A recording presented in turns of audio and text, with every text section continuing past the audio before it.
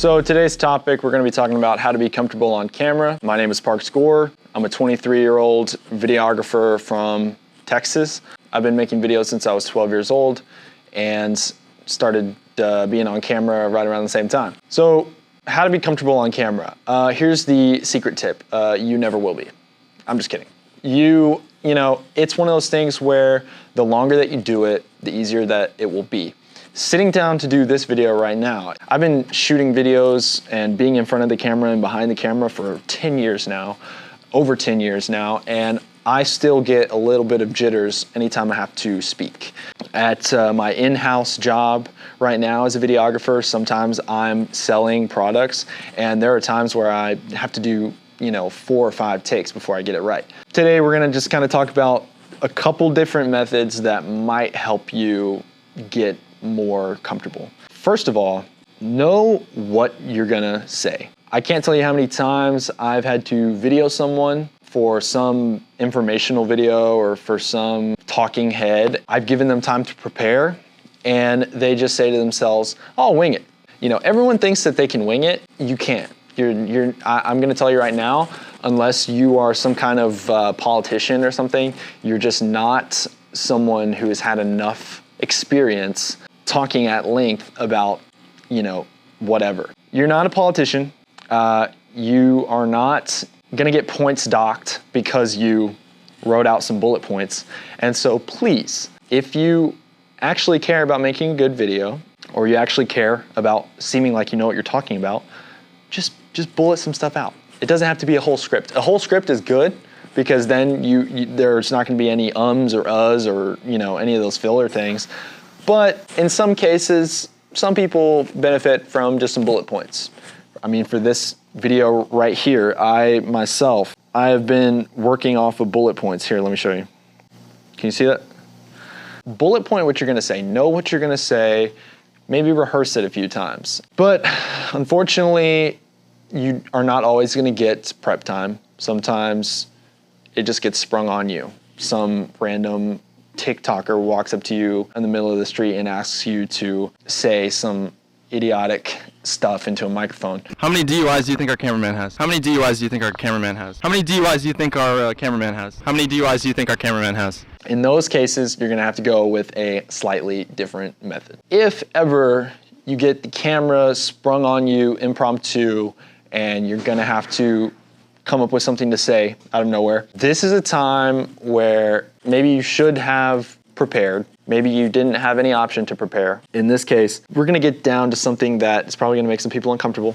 I'm fine with that. Straight up, there have been times where I tried to record people and they just really, really, really hate being on camera. I think this goes back to almost like a prehistoric fear of being watched. I think it's a deeply uncomfortable phenomenon to know that your actions and your mannerisms are going to be scrutinized by other people, going to be criticized. It really sucks to be made fun of. It really sucks for people to go through your behavior with a fine-tooth comb.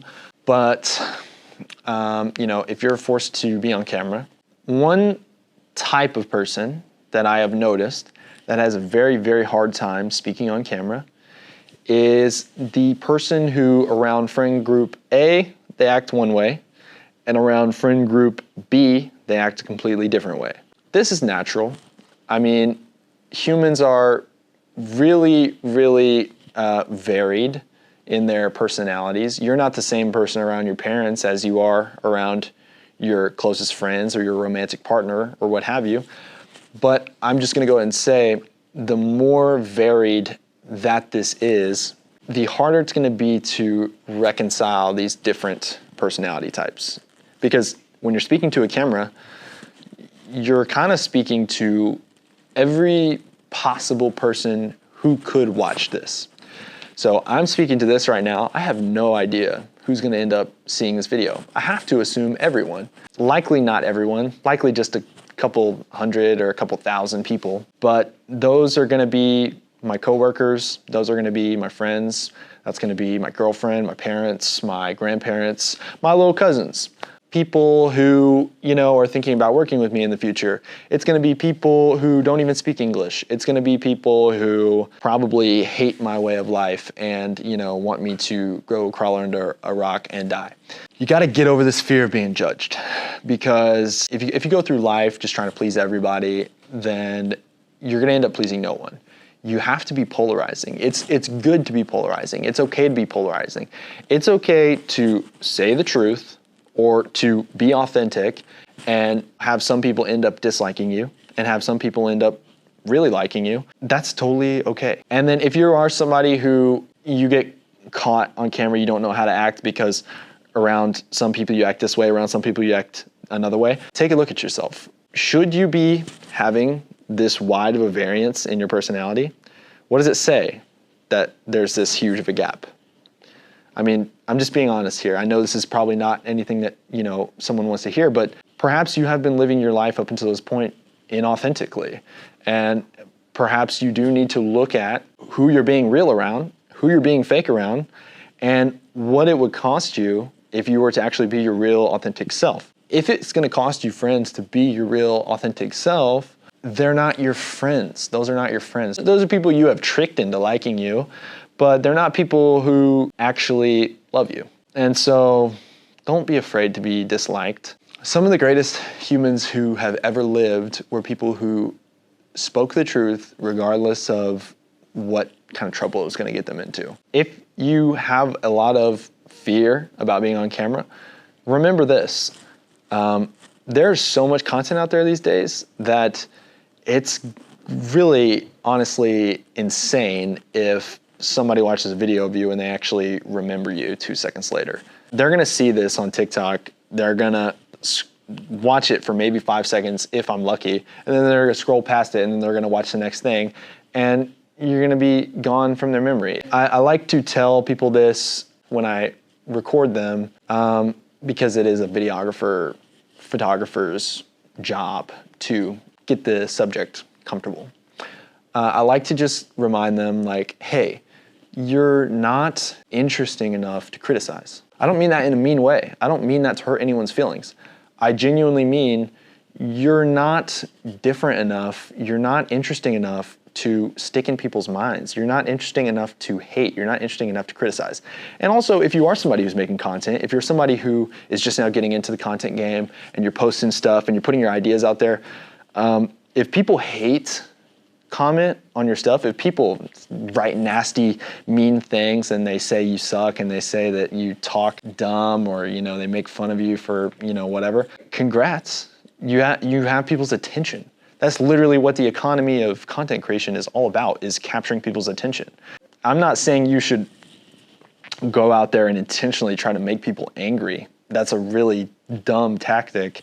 But I am saying that, if you are upsetting people, or if people are reacting to the stuff you're making on that emotional of a level, congratulations. Like, if people are reacting to it that negatively, there's also going to be people who react to it really positively. Me and my brother, we make a podcast, and we did not start getting any amount of recognition for what we're making until people started hate commenting on our stuff. They would say stuff like, they would comment stuff like, we need to ban podcast equipment immediately, or anytime I see white males talking to a camera, I'm instantly skeptical, or something. I forget how it goes. When people are commenting this stuff, they're not even talking to you. They're talking to an idea of you. They're talking to who they think you are. If these people were in person, they wouldn't be saying these things. Don't take it personally, and also don't get upset with these people. You got to be patient with these people. They are suffering from a mind virus that you get when you're way too online. People comment mean things at you. Don't take it personally. Don't get upset. Don't read it if you don't have to. And also understand that, like, they're not even criticizing you. It's not even you. They are just like frustrated, or they're, stuck at work and they're scrolling on TikTok and you're just someone to take their anger out on. I'm gonna tell you right now, I've commented mean things without thinking about it. And I think it's just, it's a knee-jerk reaction. Another thing is, don't make it about you. I can't tell you how many times I've shot videos for a client and the client is doing a talking head. They're speaking to the camera. They're talking about some product or they're talking about some service. They're saying, hey, buy our stuff or da-da-da-da-da. And they make it about themselves. They make it about themselves, the salesman. And it's like, that's where all this neurotic stress and anxiety comes from. It's because so much of it is about you. Make it about the product. Like, stop thinking about yourself so much. Stop thinking about yourself. Stop thinking about the person who's watching this. Just talk about the product. Just talk about the service. Just stop being a self for a second. They did some study where they had people write in journals and they found that the more instances of self-reference, people saying I, me, my, the more instances of that there were in a person's writing, the more likely they were to show traits of sociopathy, psychopathy, and narcissism. So literally, it's like the more you think about yourself, the more crazy you're gonna feel. So being on camera does not have to be super uncomfortable. It's gonna take practice. It's gonna take some getting used to. You absolutely can do it, and just stop thinking about yourself so much.